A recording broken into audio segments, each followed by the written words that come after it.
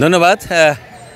সকালে র্যালির মাধ্যমে উদ্বোধন হয়েছে পয়লা বৈশাখের। আজকে পয়লা বৈশাখের আমরা দেখতে পাচ্ছি যে এখানে বগুড়া যে পৌর পার্ক, এডওয়ার্ড পার্ক নামে খ্যাত, এই পৌর পার্কের 9 বিঘা জমির উপরে নানা ধরনের আপনার দোকান বসেছে মেলার মতন করে, যাতে মেলার মতোই মনে হচ্ছে, মানে গ্রামীণ মেলা। এছাড়া আপনার নাগরদোলা, ঘূর্ণি, আরও অনেক কিছু বসেছে শিশুদেরকে আনন্দ দেওয়ার জন্য। এসেছেন হাজার হাজার মানুষ। এই যে বৈশাখী মেলা, এই বৈশাখী মেলাটা বগুড়ায় চলে আসছে সেই 1980 সাল থেকে।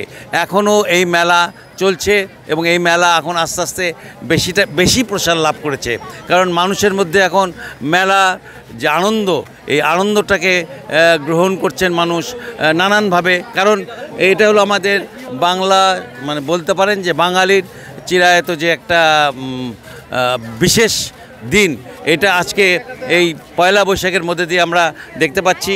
এখানে কিন্তু অনেকে অনেক কিছু কিনছেন, বিশেষ করে বাচ্চাদের জন্য সবাই কম বেশি কিনছেন। এই যে মেলা, এই মেলা কিন্তু চলবে 5 দিনব্যাপী। এটার উদ্যোগ নিয়েছেন কিন্তু জাতীয়তাবাদী সাংস্কৃতিক সংস্থা জাসাস, এবং মেলায় আমরা দেখতে পাচ্ছি যে নানা ধরনের গান বাজনা সব কিছুই হচ্ছে, এবং তার সাথে সাথে মেলাকে উপভোগ করছেন বগুড়ার বিভিন্ন স্তরের মানুষ। এই ছিল আমার কাছে সর্বশেষ।